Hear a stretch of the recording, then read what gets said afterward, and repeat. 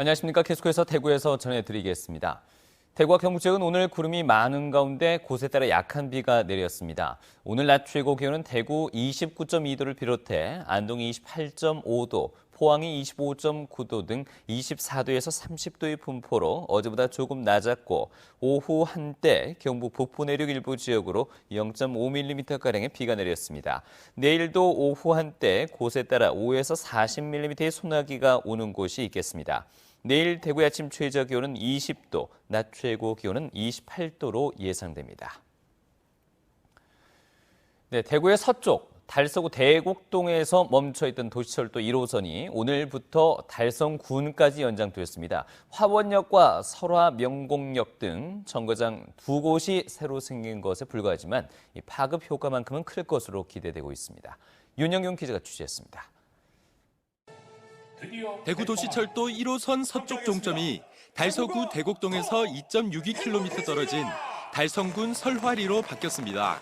지난 2010년 착공 이후 2,368억 원을 들여 6년 만에 연장 개통한 겁니다.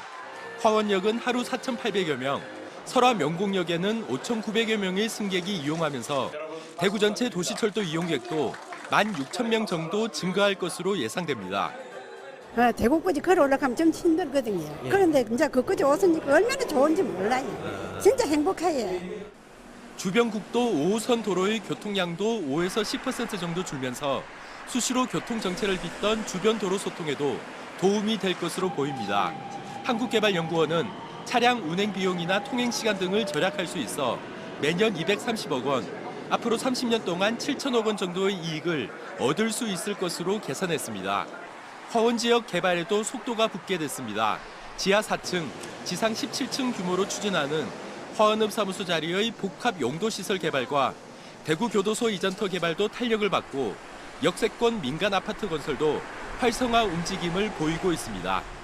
새로운 대구의 산업 중심으로 부상하고 있는 달성까지 서편 연장이 됨으로 인해서 우리 대구의 산업 지도를 확장하고 화원역 반경 2km 안에 화원동산이나 사문진 나루터 같은 관광 명소도 풍부해 관광 산업도 활기를 띨 전망입니다. MBC 뉴스 윤영균입니다. 최근 5년 동안 추석 연휴에 발생하는 화재의 11%는 주방에서 발생한 것으로 집계됐습니다.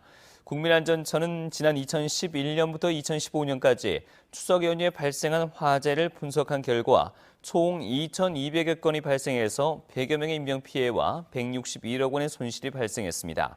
화재 발생 장소는 주거시설이 전체의 30%로 가장 많은 가운데 특히 주방에서 명절 음식을 준비하다 발생한 화재가 가장 많았습니다. 2017학년도 전문대 수시 모집 원서 접수가 오늘부터 시작됐습니다. 이 전문대는 수시 모집에서 전체 모집 정원 21만여 명의 84.7%인 17만 8천여 명을 선발하는데 1차 수시 모집은 오늘부터 시작됐고 2차 수시 모집은 11월 9일부터 진행됩니다. 4년제는 수시에서 6번까지 지원할 수 있지만 전문대는 지원 횟수에 제한이 없는데 수시 합격자는 4년제와 마찬가지로 등록 여부와 관계없이 정시에는 지원할 수 없습니다. 경상북도는 오늘 자동차 튜닝 산업 육성을 위한 용역 착수 보고회와 전문가 그룹 정책협의회를 열었습니다.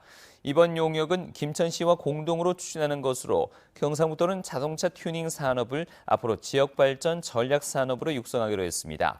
자동차 튜닝 시장은 지난 2012년 기준으로 미국 32조 원, 일본 14조 원, 한국 4천억 원 등 100조 원 규모로 매년 5%씩 성장하고 있습니다. 지금까지 대구에서 전해드렸습니다. 고맙습니다.